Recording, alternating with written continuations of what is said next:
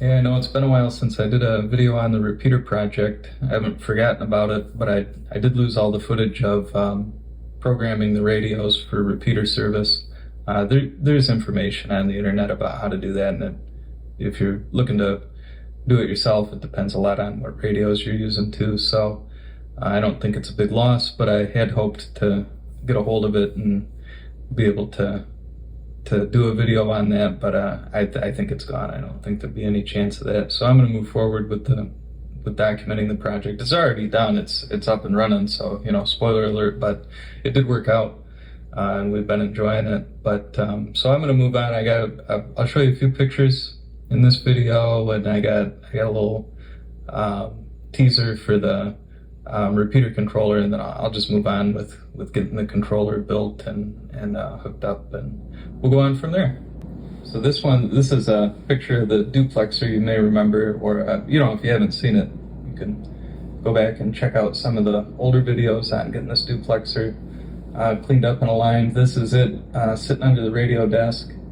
I gotta clean up those cables, and I think I'm gonna move the duplexer now that we've seen it work for a while. I've got some space up in the ceiling. I think I can put it up there out of the way.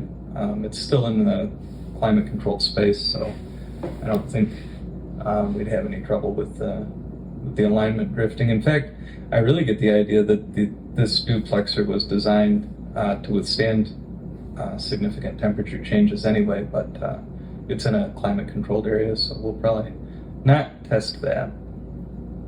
This is some of the cables I made up for the project. These commercial radio guys use these crazy connectors that we don't see in the ham world too much. So these are a couple adapter cables from those to end connectors, which we're more familiar with. And likewise, they use these crazy power cables. So I adapted them to the Anderson power pole connectors that I use in the rest of the shack.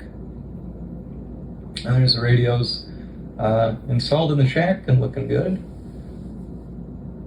This is my great collection of wires.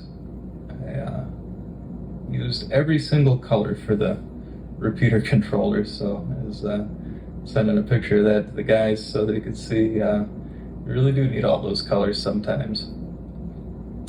And this is a picture of getting one of the radios set up. I made custom wiring harness for each of them to go to the repeater controller, and the transmitter and receiver were slightly different. And this was just checking that what I found in the online documentation for these radios was accurate, and that I understood it well enough to build the repeater controller. And I'll show you this video. This is I got this ridiculously oversized signal strength meter, and I was very happy to get it working with the receive radio so I can include it in the controller. And that'll be the teaser for getting the controller project off the ground, and hopefully that'll be in the next video there. So I got this comically oversized, here's pencil for scale, comically oversized meter working as a received signal strength indicator for the repeater controller. So this is this is just band noise, so I'll unhook the antenna connector here. You see it drop down some. It doesn't go to zero, there's still some receiver noise. There, you see it went down by about half. Hook the antenna back up.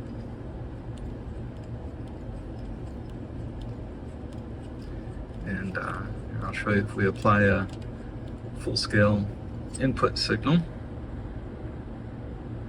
That's S9 plus whatever.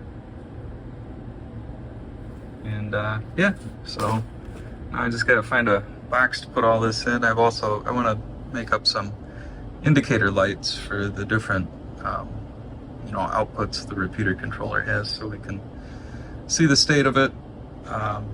Just some cool blinking lights, but also I haven't built one of these before, so I just want to be able to see at a glance what it thinks it's trying to do. So and yesterday I got this fan. I drilled and tapped a hole here to help retain the fan bracket, but I'm hoping that'll give us good airflow over these cooling fins. And I got the wire harnesses made up for the transmitter and receiver, so I'll be wiring those up to the repeater controller maybe today yet and see how that works out. But I wanted to get this surplus meter movement working and looking good, because I don't know, I just think the old meter movements are cool, and it'd be nice to have a signal strength meter on the repeater controller.